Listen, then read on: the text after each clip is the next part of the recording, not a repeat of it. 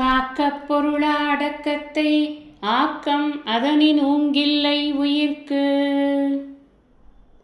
எதை காக்கிறோமோ இல்லையோ அடக்கத்தை முக்கிய பொருளாக நாம் காத்து வைத்து கொள்ள வேண்டும். ஏன் அப்படின்னு சொன்னால், பொருள் எப்படி இந்த உலக வாழ்க்கைக்கு ரொம்ப முக்கியமாக இருக்கோ அது மாதிரி அடக்கம் அப்படிங்கிறது இந்த உயிருக்கு ஒரு உறுதியான பொருளாக அது இருக்கும், உறுதி பயக்கும் அப்படின்னு சொல்கிறார் வள்ளுவர். இதை புரிஞ்சுக்கிறதுக்கு நாம் ஒருத்தருடைய கதையை பார்க்கலாம்.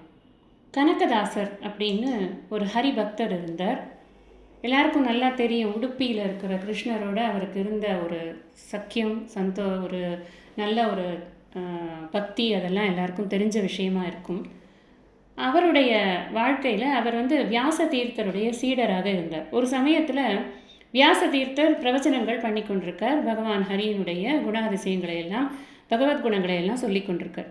அதை நிறைய பேர் கேட்டுக்கொண்டிருக்கிறார்கள். கேட்பவர்கள் எல்லாம் நன்கு படித்து மெத்த அறிவாளிகள் தான் கேட்டுக்கொண்டிருக்கிறார். வேதம் படித்த பண்டிதர்கள் கேட்டுக்கொண்டிருக்கிறார். இந்த கனகதாசர் வேதம் படிக்கலை, ஆனால் அவர் ரொம்ப அழகாக பாடல்கள் எல்லாம் ஏற்றுவார். நல்ல சங்கீத ஞானம் உடையவர், அவரே பாடுவார், எல்லாம் உண்டு அவர்கிட்ட. அவரும் அந்த பிரவச்சனத்துக்கு கேட்டுக்கொண்டிருக்கிறார். அவர்கிட்ட அவர் சீடராக இருக்கிறதுனால அவர் எங்கே போனாலும் அங்கெல்லாம் கேட்குறார். அப்போ ஒரு நாளைக்கு ஏகாதசி, அந்த வியாச தீர்த்தர் என்ன சொல்கிறாருன்னா, எல்லாரும் சுத்த உபவாசம் இருக்க வேண்டாம், அதனால் நீங்கள் ஆளுக்கு ஒரு பழம் மட்டும் சாப்பிட்டுட்டு வந்துடுங்க. ஆனால் அந்த பழத்தை நீங்கள் எல்லார் முன்னாடியும் சாப்பிடாதீங்க. ஒரு தனி இடமா பார்த்து நீங்கள் அந்த யாரும் இல்லாத ஒரு இடத்துல அங்கே போய் நீங்கள் அதை சாப்பிட்டுட்டு கைகால் அலம்பிட்டு உட்காருங்க, மேற்கொண்டு நாம் பிரவச்சனம் பண்ணலாம் அப்படின்னு சொல்கிறார்.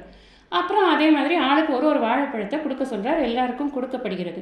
எல்லாரும் கிரிக்கெட்டுன்னு போனாங்க, பழத்தை சாப்பிட்டாங்க, கைகால் அலம்பிட்டு பிரவச்சனத்துக்கு உட்காந்துட்டாங்க. கனகதாசர் மட்டும் அந்த பழத்தை வைத்துக்கொண்டு ரொம்ப நேரமாக நின்றுட்டு கொண்டு வியாச தீர்த்தருடைய காலடியில் வச்சுட்டார். என்ன பண்ணுறது இந்த பழத்தை, ஏன்பா நீ சாப்பிடல அப்படின்னு கேட்டால் அவர் சொல்கிறார், இல்லை நீங்கள் சொன்னீங்க இல்லையா யாருமே இல்லாத ஒரு இடத்துக்கு போன்னு, ஸ்ரீஹரி இல்லாத இடமே இல்லையே, நான் என்ன பண்ணுவேன், வாசுதேவ சர்வமிதம்னு நீங்கள் தானே சொல்லி கொடுத்துருக்கீங்க, அதனால் எனக்கு அந்த மாதிரி ஒரு இடமே தெரியலை குருவே அப்படின்னு சொல்கிறார். ரொம்ப அடக்கமாக அவர் தன்னுடைய பக்தியை, குரு பக்தியை, வாசுதேவ பக்தியை எல்லாத்தையும் வெளிப்படுத்துகிறார்.